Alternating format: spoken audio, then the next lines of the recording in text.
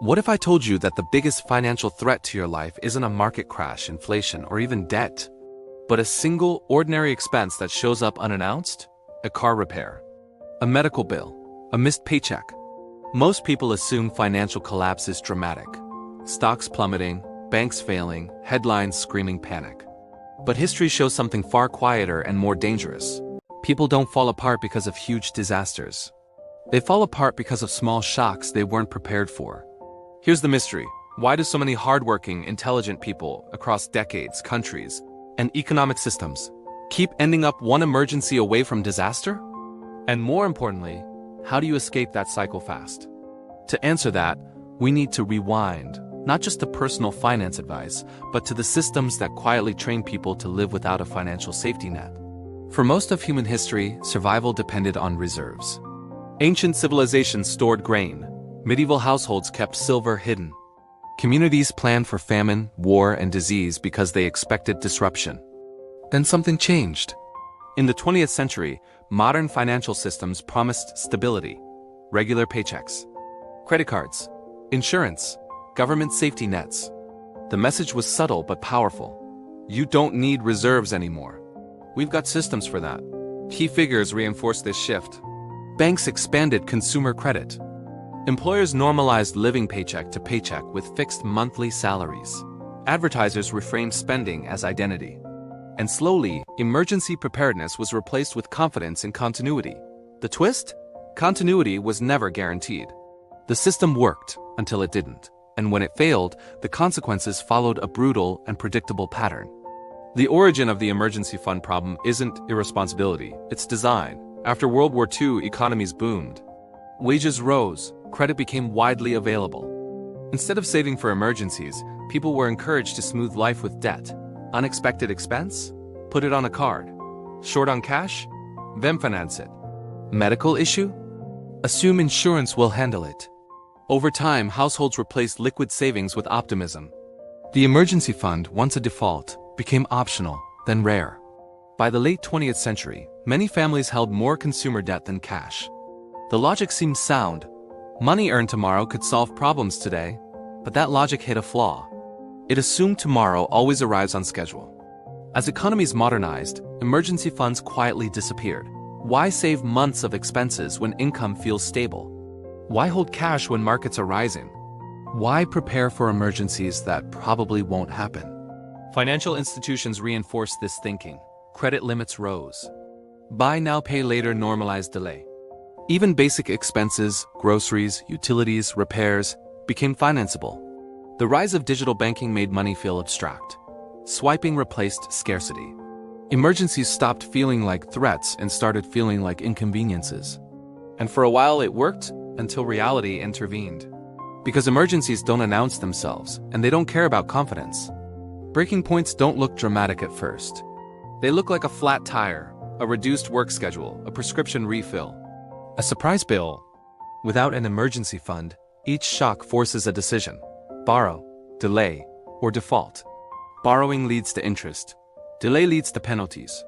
Default leads to cascading consequences. One expense becomes two. Two become five. Stress rises. Decisions worsen. This is the moment most people think they need more income, but what they actually need is time. Time to think. Time to choose. Time that only liquid savings can buy. Historically, this is where households fracture financially. Not because they were reckless, but because they had no buffer. The fallout from not having an emergency fund is rarely isolated. Missed payments affect credit. Lower credit increases borrowing costs. Higher costs reduce flexibility. Reduced flexibility magnifies the next emergency. This is how people get trapped. Data across multiple recessions shows the same pattern. Households without emergency savings recover slower, experience more long-term debt, and suffer higher stress-related health issues. The emergency fund isn't just about money, it's about resilience. Without it, every problem compounds. With it, most problems remain temporary. So why don't people just save more? Because most advice ignores cause and effect. Traditional guidance says, save 3 to 6 months of expenses. That sounds responsible and completely unrealistic for someone already under pressure. The mistake is treating emergency funds like long-term goals instead of crisis prevention tools. People try to build them slowly, passively, after everything else. But emergencies don't wait for perfect conditions. The result? People give up before they ever feel protected. The fix failed because the strategy was wrong. Emergency funds aren't built patiently, they're built urgently. Today the same patterns are repeating, just faster. A majority of adults report they can't cover a modest unexpected expense with cash. Short-term borrowing is replacing savings. Financial stress is normalized. And yet here's the shocking parallel. Households that do build even a small emergency fund, just 1 month of expenses, dramatically reduce their likelihood of financial collapse. Not 3 months. Not 6, just 1. History shows resilience starts small. The difference between stability and crisis is often a few $1,000s, not a massive fortune. Building an emergency fund fast requires reversing the old logic. Instead of saving leftovers, you create the fund first. Cause, you temporarily disrupt normal spending. Effect, you compress time. This means pausing non-essential subscriptions, redirecting windfalls, tax refunds, bonuses, temporarily cutting lifestyle costs, selling unused assets, automating savings aggressively. The goal isn't comfort, it's speed. You're buying peace of mind before the next shock arrives. Emergencies are inevitable, but crises are optional. The emergency fund doesn't stop bad things from happening, it stops them from becoming disasters. Speed matters more than size at first. Your first goal isn't 6 months. It's 1 month. Protection beats perfection.